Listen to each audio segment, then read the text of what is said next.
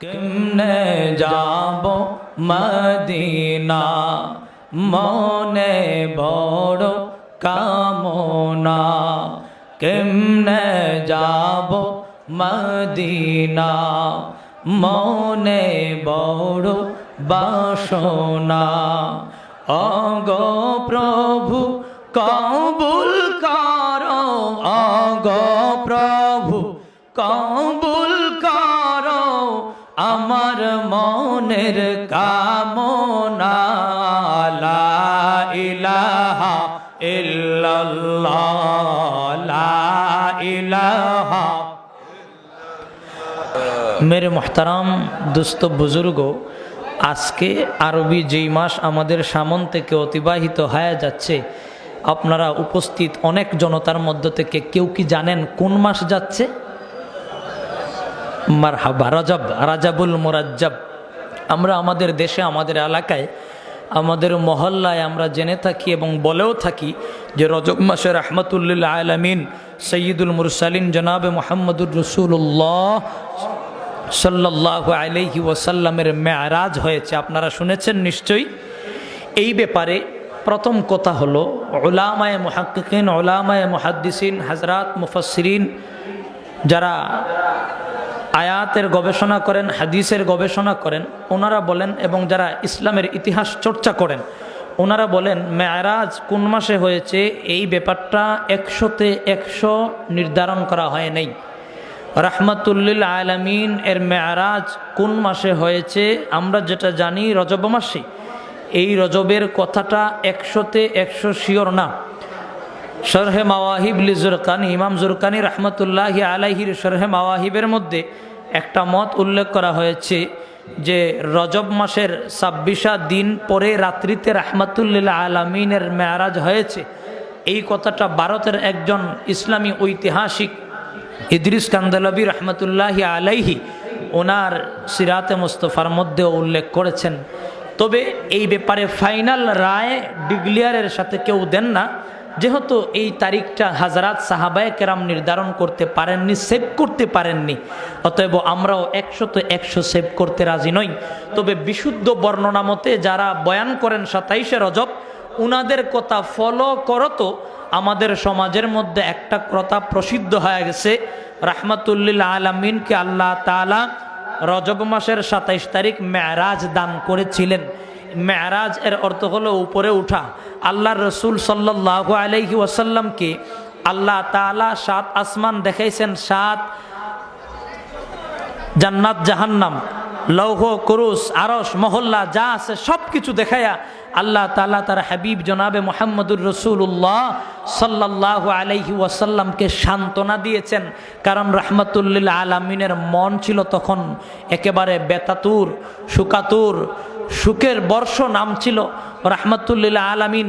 উনার জীবনে যত বেশি কষ্ট পেয়েছেন, নবী হওয়ার 11তম বৎসরে সবচেয়ে বেশি কষ্ট পেয়েছেন রাহমাতুল্লিল আলামিন। মক্কার জমিনে কালেমার দাওয়াত দেয়, আপন মানুষগুলারে বলে, ভাইরে আল্লাহ কালেমার জিম্মাদারি দিয়া আমার মক্কার জমিনে পাঠাইলেন। ওই কালেমার দাওয়াতটা নবী মানুষের দুয়ারে দুয়ারে দেয়, বলে আইয়ুহান নাস কুলু লা ইলাহা ইল্লাল্লাহ তুফলিহুন। ও মক্কার মানুষেরা, তোমরা পড়ো গো লা ইলাহা ইল্লাল্লাহ, তোমরা সফল হয়ে যাইবা। রহমতে আলম কালেমার দাওয়াত দেয়, কারণ আমার নবীর চেহারায় আনোয়ারের মধ্যে মক্কার বেঈমানেরা পাথর নিক্ষেপ করে যন্ত্রণা দেয়। এক পর্যায়ে রাহমাতুল্লিল আলামিনের সাথে বয়কট করে দিল আবু জেহেল, উতবা, সাহেবা, রবিয়া। মক্কার সব মুরব্বী, বেঈমান মুরব্বীরা একত্রিত হইয়া সবাই সলা পরামর্শ করলো, এরে মক্কার মানুষ, মুহাম্মদের বংশের সাথে কেউ কথা বলবা না, কেউ বাজারঘাট করবা না, কেউ লেনদেন করবা না, কেউ কোনো কথা বলবা না, সবাই অ্যাক্টিভ। মুরব্বীদের কথা মেনে নিয়েছে।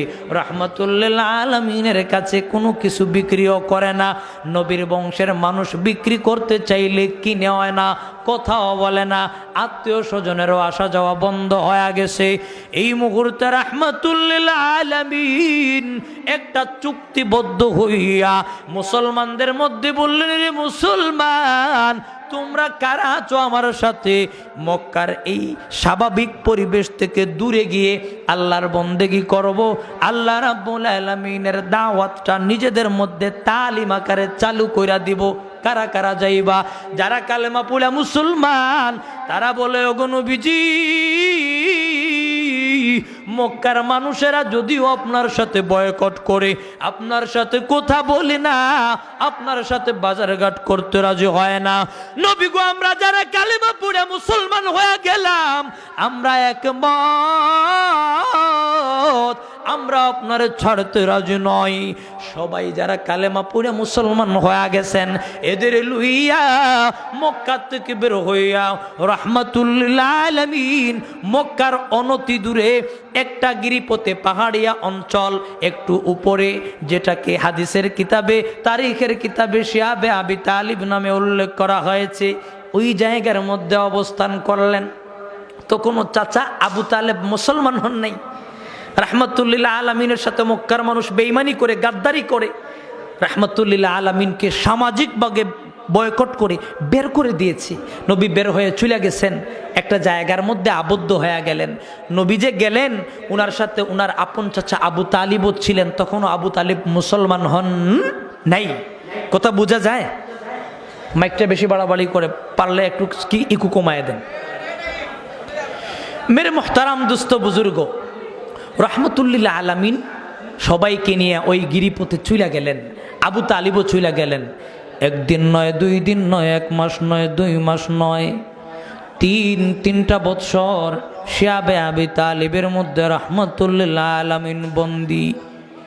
মানুষেরা যা খাবার দাবার নিয়ে গেল, ওরা খাবার দাবার শেষ হয়ে গেছে। যে সমস্ত বাচ্চারা, দুগ্ধপুষ্য বাচ্চারা মার সাথে ছিল, মধ্যখানে দাঁড়িয়েছেন কেন? বসেন, বসেন, ইনশাল্লাহ বসেন, অল্প সময় শেষ করে দেব, আমি বেশি সময় নেব না, একেবারে অল্প সময় শেষ করে দেব, বসুন ইনশাল্লাহ। রাহমাতুল্লিল আলামিন সব মুসলমানদেরকে লইয়া শিহাবে আবি তালেবের মধ্যে বন্দি। মহিলারা কুলের বাচ্চা লইয়া ওই জায়গার মধ্যে সময় পার করে। এক সময় যেই খাবার নেওয়া গেলেন, খাবারও শেষ হয়ে গেল। খাবার দাবারের কোনো জিনিস নাই, কি খাবেন, কি খায়া জীবন ধারণ করবেন, খাবারের কোনো জিনিস নাই। যারা রুটি নিলেন, রুটি শেষ, পানি নিলেন, পানি শেষ, এবার খাবেন কি? খাবারের তো কোনো কিছু নাই। হযরত সাদ ইবনে আবি ওয়াক্কাস রাদিয়াল্লাহু তাআলা আনহু বলেন, আমরা ওই পাহাড়িয়া অঞ্চলে একটা গাছ ছিল, গাছের পাতাটা ওষুধের জন্য ব্যবহার হইতো। যখন আমরা দেখলাম আমাদের খাবার নাই, জীবন ধারণ করা লাগবে, কি খাবো? পয়গম্বরের সাহাবী বলেন, এরে মুসলমান, ওই গাছের লতা পাতা খায়া পয়গম্বরের সাহাবীরা দিনাতিপাত করেছেন। যেই সমস্ত মহিলার কুলে দুধের বাচ্চা, এদের দুধের মধ্যে, স্তনের মধ্যে আর দুধ আসে না, সন্তানেরা চুষতে থাকে। দুধ না পাওয়ার কারণে সন্তানেরা আকাশ বিদীর্ণ করা চিৎকার দেয়। মক্কার কাফেরদের কলিজার মধ্যে আঘাত করি, তবুও মায়া লাগে না, তবুও তাদের হৃদয়ের মধ্যে একটু পরিমাণ মায়া আসে না। বাচ্চারা চিৎকার করে, চিৎকারের আওয়াজ মক্কার কাফেরেরা শুনে, তাদের কান বরাবর আসে, তবুও তাদের সাথে চুক্তিটা তারা ভঙ্গ করতে রাজি হয় না। রাহমাতুল্লিল আলামিনের চেহারা একেবারে মলিন। সাহাবীরা বলেন, নবীজির চেহারা এর আগে এতটা মলিন আমরা কখনো দেখি নাই। নবীজির চেহারা একেবারে মনমরা, নবীজির চেহারার দিকে তাকানো যায় না। এর নবীর উম্মতের দল একদিন নয়, 2 দিন নয়, 3টা বছর রাহমাতুল লিল আলামিনের সাথে মক্কার বেঈমানেরা গাদ্দারি করে দূরে রেখে আলাদাভাবে কষ্ট দিয়েছে। এই কষ্ট থেকে বের হওয়ার পরপরই এই বছর কিছুদিন পরে আবু তালেব মারা যান। আবু তালেব মারা যাওয়ার আরো দিন কয়েক পরে আম্মা জান খাদিজাতুল কুবরা রাদিয়াল্লাহু তাআলা আনহু রাহমাতুল লিল আলামিন থেকে বিদায় গ্রহণ করে পরপারে পাড়ি জমান। যাদের দ্বারা রাসূলুল্লাহ বেশি উপকৃত হয়েছিলেন এই দুইজন হলেন আবু তালেব, চাচা আবু তালেব, আর ওনার আপন বিবি হযরতে খাদিজাতুল কুবরা তাহেরা রাদিয়াল্লাহু তাআলা আনহা। দুজন মানুষের ইন্তেকালে রাহমাতুল লিল আলামিন একেবারে বেতাতুর হয়ে পড়লেন, শোকাতুর হয়ে পড়লেন। এই দিনের নাম, এই বৎসরের নাম হয়ে গেল আমুল হুজনি, আমুল হুজন, সুখের বৎসর। রাহমাতুল লিল আলামিন একা একা বসে থাকেন, মনমরা, কারো সাথে কথা বলতে চান না।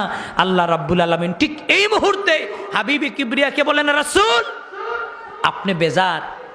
এই বেজারি দূর করার জন্য আল্লাহ তার নবীকে মেরাজ দিয়া বুঝাইয়া দিতে চাইলেন, নবী আপনি আসমান সফর করুন, জান্নাত দেখুন, জাহান্নাম দেখুন, আমার সব নিদর্শনাবলী দেখুন, আমার আরশ দেখুন, আমার সিদরাতুল মুনতাহা দেখুন। রাহমাতুল লিল আলামিনকে সফর করাইয়া আল্লাহ তার নবীর দিলটাকে শান্ত করলেন, নবীর দিলটাকে ভালো করে দিলেন। নবীর দিলে যে দুঃখ ছিল, দুঃখটা আল্লাহ তাআলা নিবারণ করে দিলেন। মেরাজের এই কথা আল্লাহ রাব্বুল আলামিন এই ঘটনাটা দুইভাবে ঘটাইছেন। প্রাথমিকভাবের ঘটনা বায়তুল মাকদিস পর্যন্ত, মসজিদে হারাম থেকে বায়তুল মাকদিস, মক্কা থেকে ফিলিস্তিনের বায়তুল মুকাদ্দাস পর্যন্ত এক প্রকারের সফর, আর বায়তুল মুকাদ্দাস থেকে 7 আসমান অর্থাৎ উপরের সফর। দুইভাবে আল্লাহ তার নবীকে এই সফর করাইছেন। আর এই সফর করানোর প্রথম পর্বের যে কথা, অর্থাৎ মসজিদে হারাম থেকে বায়তুল মুকাদ্দাস পর্যন্ত যে আল্লাহ সফর করাইছেন, এই কথাটা 15 নম্বর পারার সূরা বনী ইসরাইলের প্রথম আয়াতের মধ্যে আল্লাহ তাআলা বলে দিয়েছেন। আর হাদিসে মুতাওয়াতিরের মাধ্যমে জানা গেছে রাহমাতুল লিল আলামিন মসজিদে বায়তুল মাকদিস থেকে, ওখান থেকে ধীরে ধীরে আল্লাহ তাআলা 7 আসমান সফর করাইছেন। একজন নয়, দুইজন নয়, একাধিক সাহাবীর একাধিক বর্ণনা, যেই বর্ণনা মুতাওয়াতির পর্যায়ে চলে গেছে, এরকম মুতাওয়াতির riwayat দ্বারা বর্ণিত আল্লাহ তাআলা তার নবীকে আসমান সফর করাইছেন, জান্নাত জাহান্নাম দেখাইছেন। আমরা বিশ্বাস করি কি করি না? একটু জোরে কন। আমাদের বাংলাদেশে এক শ্রেণীর মানুষের উদ্ভব হয়ে গেছে, তারা বলে যে রাসূল মেরাজ করেছেন, এক রাত্রেই চলে গেছেন।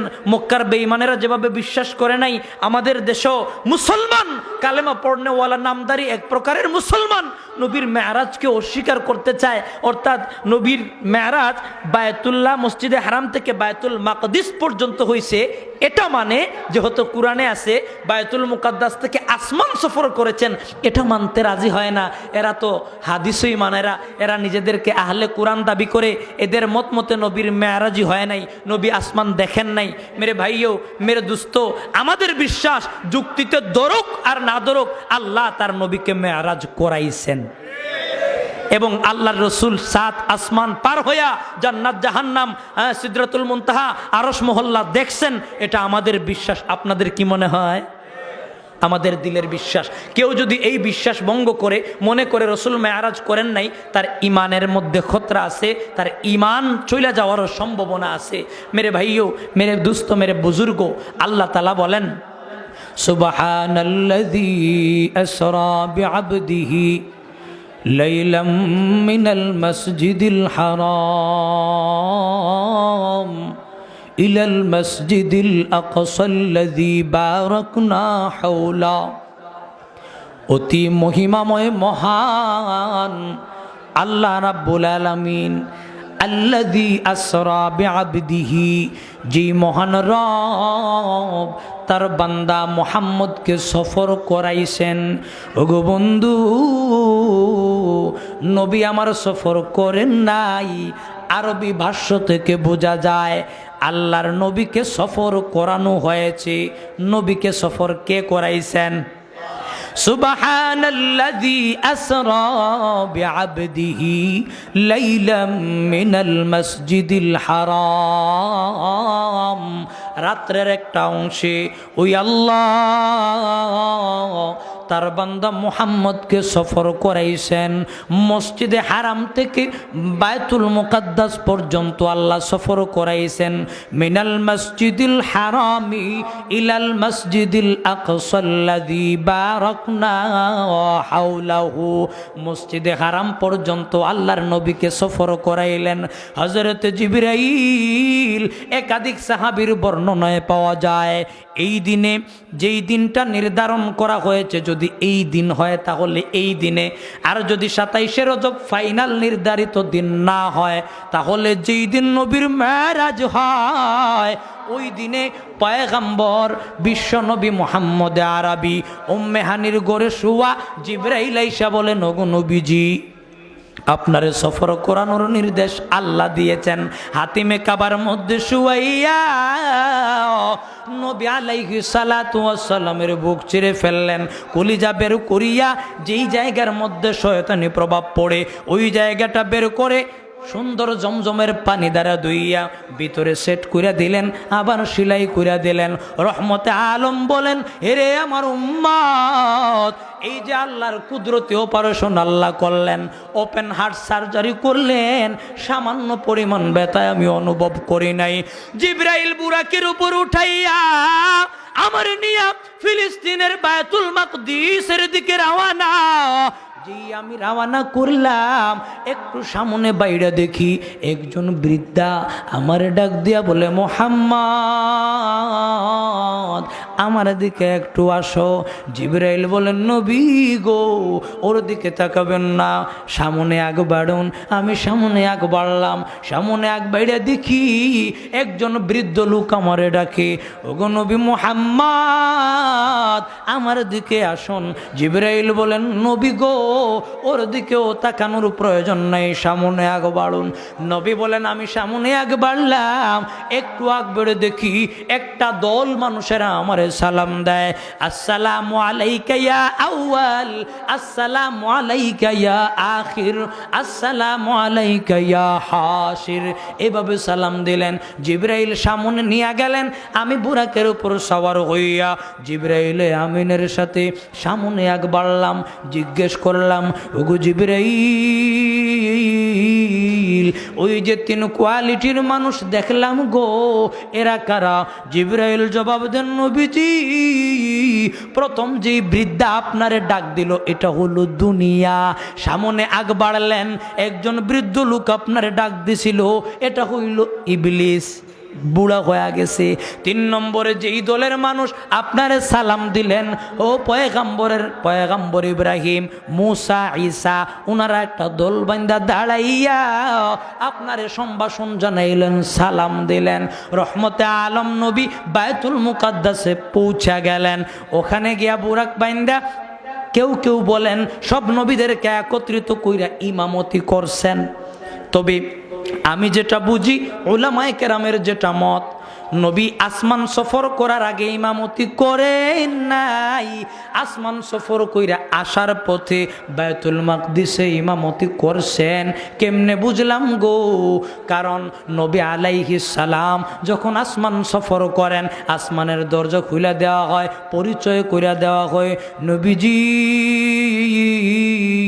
ইনি হলেন আদম, ও আদম ইনি হলেন মুহাম্মদ। নবী আমার আদম রে সালাম দিলেন, আদম নবীকেও সম্ভাষণ জানাইলেন। এর নবীর উম্মতের দল বায়তুল মাকদিসে যদি প্রথমেই নবীদের ইমামতি করতেন, সবার সাথে পরিচয় হয়ে যাইতো, সবার সাথে জানাশোনা হয়ে যাইতো। আসমানের পরিচয় দ্বারা বোঝা যায় নবী আমার আসার পথে ইমামতি করছেন, যাবার সময় নয়। তবে 2 রাকাত নামাজ পড়েছেন, নামাজ পড়ে আসমানের দিকে রওনা। কোন ওলামায়ে কেরাম বলেন বায়তুল্লাহ থেকে বায়তুল মাকদিস পর্যন্ত বুরাক যুগে সফর করেছেন। আর বায়তুল মাকদিস থেকে উপর দিকে যখন উঠেন, আল্লাহ তাকে এক প্রকারের জান্নাতি সিঁড়ি দান করেছিল। ওই সিঁড়ি যুগে তিনি উঠেছেন।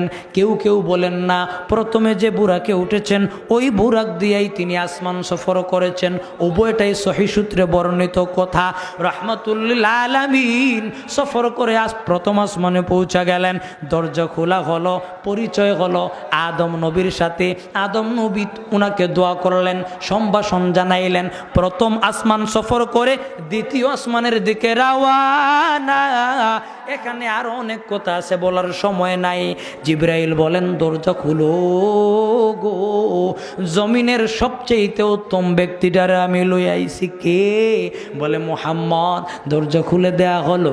দ্বিতীয় আসমানে পয়গম্বর হযরত ঈসা, হযরত ইয়াহইয়া আলাইহিস সালাম, দুই নবীর সাথে কথা হইল, পরিচয় পরিচিতি হইল।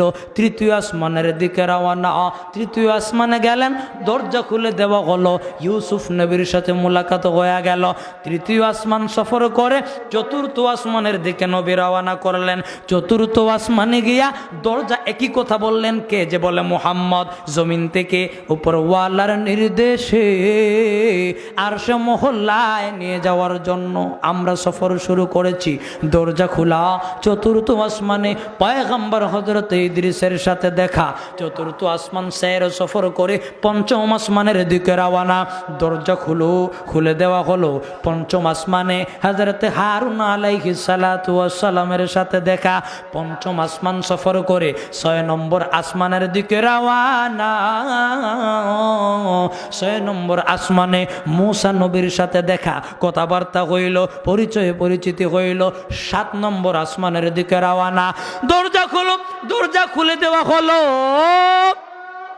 ইব্রাহিম নবীর সাথে দেখা, সালাম কালাম হলো, পরিচয় পরিচিতি হলো। এরপরে হযরতে জিবরাইল আরেকটু উপরের দিকে ওঠেন, সিদরাতুল মুনতাহার কাছে পৌঁছে গেলেন। ওয়ালাকাদ রাআহু নাজলাতান উখরা ইনদা সিদরাতিল মুনতাহা ইনদাহা জান্নাতুল মাওয়া। 27 নম্বর পারায় কোরআনের আয়াত দ্বারা প্রমাণিত। সিদরাতুল মুনতাহায় ইব্রাহিম নবীর সাথে কথাবার্তা বলছেন, বইলা সিদরাতুল মুনতাহায় উঠে গেছেন। সিদরাতুল মুনতাহায় উঠা জিবরাইল বলেন, নবী গো, এবার আর আমার যাওয়ার অনুমতি নাই, আপনাকে সামনের দিকে যাওয়া লাগবে। ওই সময় নবী আমার জিবরাইলকে যেই আকৃতিতে দেখলেন, মূল আকৃতি, নবী বলেন, তাফসিরে দুররে মানসুরের মধ্যে আছে, তাফসিরে তাবারির মধ্যেও আছে, 2 রকমের বর্ণনা পাওয়া যায়। এরে নবীর উম্মতের দল, নবী বলেন, আমি জিবরাইলকে দেখলাম সিদরাতুল মুনতাহায় জিবরাইলের মাথা, আর 7 আসমান পাড়ি দিয়া জমিনের মধ্যে জিবরাইলের পা। আল্লাহু আকবার বলবেন না? কত লম্বা, বিশাল। আমি তাকায় দেখি জিবরাইলের 2 স্কন্দ, 2টা গাড়ের যে 2 সাইড, এই যে এই সাইড থেকে ওই সাইড একটা দুরন্ত পাখি, দ্রুত গতিতে যেটা চলে, এরকম একটা পাখিকে যদি এই সাইড থেকে ওই সাইডে যাওয়ার কথা বলা হয়, হাবিবে কিবরিয়া জনাবে মুহাম্মদুর রাসূলুল্লাহ বলেন, আমার কাছে মনে হয় কোনো বর্ণনায় 500 বছর, কোনো বর্ণনায় 700 বছর। 500 বছর ওই পাখিটা যদি সফর করে ঘুরতে থাকে, উড়তে থাকে, এক কান্দ থেকে আরেক কান্দে পৌঁছতে 500 বছর লাগবে। আল্লাহু আকবার বলুন না জুড়ে। আল্লাহ এরকম মাখলুক বানায় রাখছে, বিশাল জিবরাইলের দেহ। রহমতে আলম নবী একবার প্রশ্ন করলেন, বুখারীর ব্যাখ্যা গ্রন্থ ফতহুল বারিতে আছে, 600 নূরের ডানা দেখলেন। নবী আমারও প্রশ্ন করলেন, ভাই জিবরাইল, এই 600 নূরের ডানার শক্তি ব্যয় করিয়া জমিনে কখনো তুমি নামছনি? বলে, নবী গো, নামছি 4 বার। কয়বার? কন্যা কয়বার? 4 বার নামছি। কখন নামছেন? জিবরাইল বলেন, নবী গো, ইব্রাহিম নবীরে যখন নমরুদেরা উলঙ্গ কইরা আগুনের গর্তের মধ্যে ফেলে দিবে, আমি জিবরাইল আসমানে বসা। রব্বে কাবা বলেন, জিবরাইল রে, আমার খলিল রে আগুনের মধ্যে ফেলে দেয়। যাও গো, আর বসে থাইকো না, জমিনের মধ্যে যাও, আমার খলিলের হেফাজত কইরা লাও। ওগো নবীজি, আমি আসমানের মধ্যে বসা 1 সেকেন্ডের মধ্যে আমি সময় নেই নাই, আমি জিবরাইলের 600 নূরের ডানার শক্তি বে করিয়া অতি তাড়াতাড়ি জমিনের মধ্যে নাইমা ইব্রাহিম নবীরে আমি আমার জিবরাইলের ডানার উপর নিয়ে আনিছি। আর আল্লাহ আগুনকেও নির্দেশ দিয়া দিলেন, ঠান্ডা হয়ে যাও। দ্বিতীয়বার কখন? ইউসুফ নবীরে যখন কুয়ার মধ্যে ফেলা হয়, বাইরা বেদে অন্ধকার কূপের মধ্যে ফেলে দিল। ইউসুফ নবী কূপের পানির মধ্যে পড়বেন, এমন সময় আল্লাহ আমারে নির্দেশ দিলেন, রে জিবরাইল রে, আসমানে বইসা আসো, আমার সম্ভাব্য পয়গম্বর তারে বাইন্দা তার বায়েরা ফেলায়া দেয়, হাতের মধ্যে নাও, কষ্ট দিও না। জিবরাইল বলেন, নবী গো, ওই সময় আমি আসমানে, আর ইউসুফ নবীকে রশি দিয়া বাইন্দা ফালায়া দিবে, কাইটা ফেলে দিছে। ইউসুফ নবী নিচের দিকে যাইতেছেন, নিচের দিকে যাইতেছেন, আমি তখন দৌড়াইয়া 600 ডানার শক্তি ব্যয় করে জমিনে আইসা আমি নিজে জিবরাইল ইউসুফ নবীকে আমার হাতে নিয়ে নিয়েছি। সুবহানাল্লাহ। জান্নাতি কাঠ, জান্নাতি পাথর। 3 নম্বর বার কখন? নবী আলাইহিস সালাতু ওয়াস সালাম বলেন, নবী গো, ইব্রাহিম নবী ইসমাইল নবীকে কুরবানি দেওয়ার জন্য ছুরি লাগাইয়া দিছেন।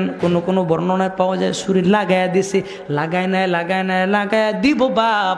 এমন সময় আল্লাহ জিবরাইল রে পাঠাইয়া জান্নাতি দুম্বা নিচে দিয়া দিছে, ইসমাইল নবীরে হেফাজত কইরা নিছে। 4র্থ নম্বর কখন? রহমতে আলম নবীর প্রশ্নের জবাবে জিবরাইল বলে, নবী গো, উহুদের ময়দানে আপনার দান শহীদ হয়েছে, রক্তাক্ত হয়েছেন। নবীজি, আপনার রক্তের ফোঁটা জমিনে পড়ার আগে আগে আল্লাহ আমার নির্দেশ দিলেন, জিবরাইল, আমার নবীর রক্তের ফোঁটা জমিনে পড়তে দিস না রে, আমার নবীর রক্তের ফোঁটার হেফাজত কর।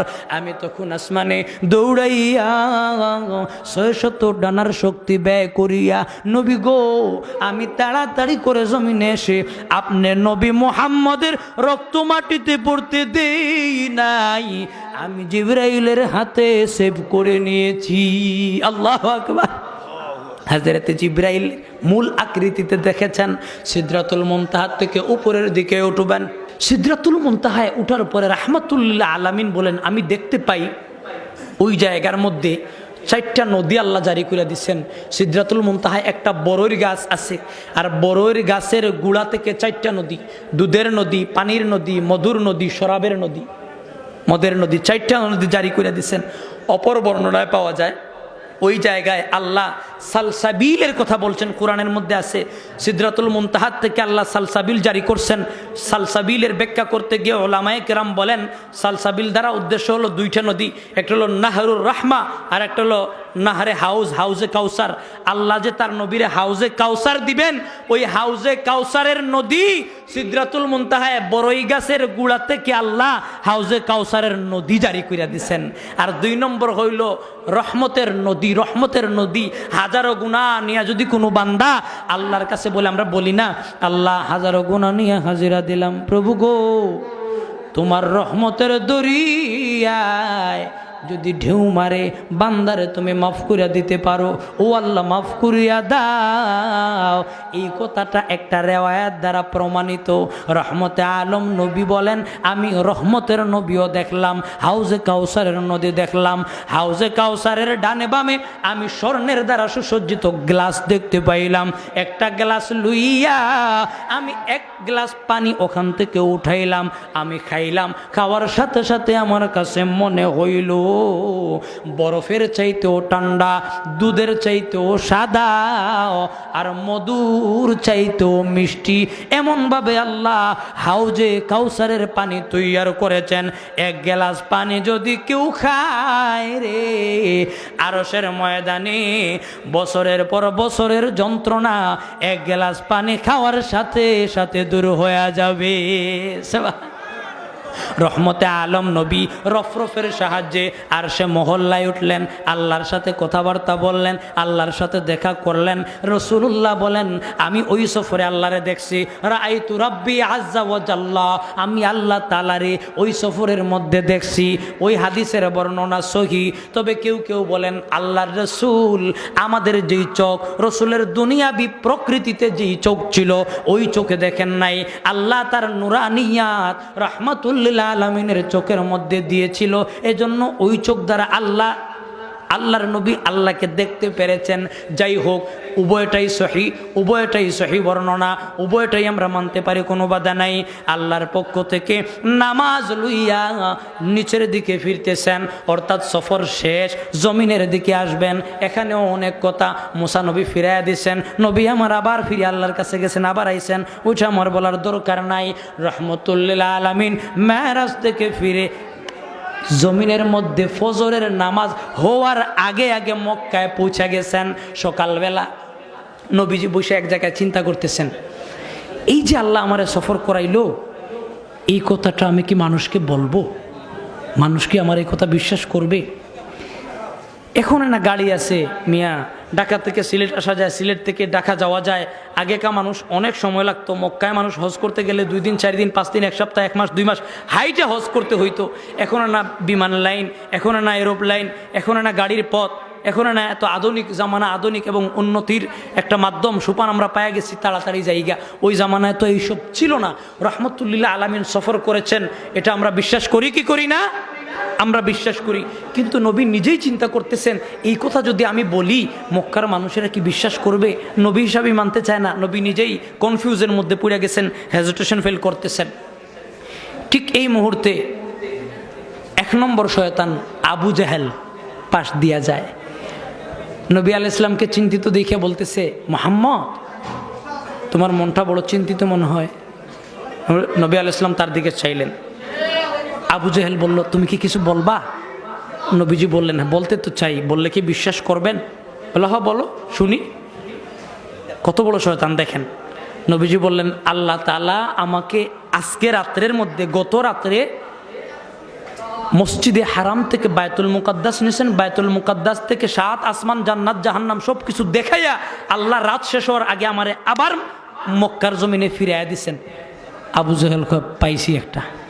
এতদিন মনে করতাম যে আমি একা তার বিরোধিতা করি, এই কথা বললে তো মক্কার কেউই বিশ্বাস করবে না। তখন নবী আলাইহিস সালামের সুবুদ্ধি দেয় নাই যে মুহাম্মদ এই কথা যদি বলো কেউ বিশ্বাস করবে না, তাহলে তুমি কয়েকদিন পরে বলো বা ধীরে সুস্থে বলো, এই কথা বলে না। সে বলতেছে কি, মুহাম্মদ এই কথা কি তুমি মক্কার সব মানুষের সামনে বলতে পারবা? তার উদ্দেশ্য হইল খারাপ। এই কথা বলার পরে মক্কার সব মানুষের নবীর বিরুদ্ধে লাগাইয়া দিব যে দেখো তোমরা যে মুহাম্মদরে ভালো মনে করতা, কত বড় বেআকলামি কথা বলতেছে, কত বড় যুক্তিহীন কথা বলতেছে, এক রাত্রেই 7 আসমান ফাড়ি দিয়া দিছে, এই কথা কি কেউ বিশ্বাস করবে? এই কথা প্রমাণ করার জন্য আবু জেহেল বুদ্ধি দিল, তুমি এই কথা মক্কার সব মানুষের সাথে বলতে পারবা? বলে হ্যাঁ বলতে পারবো। আবু জেহেল সব মানুষের একত্রিত করছে, একত্রিত কইরা বলছে, তোমরা শোনো মুহাম্মদ কি বলে।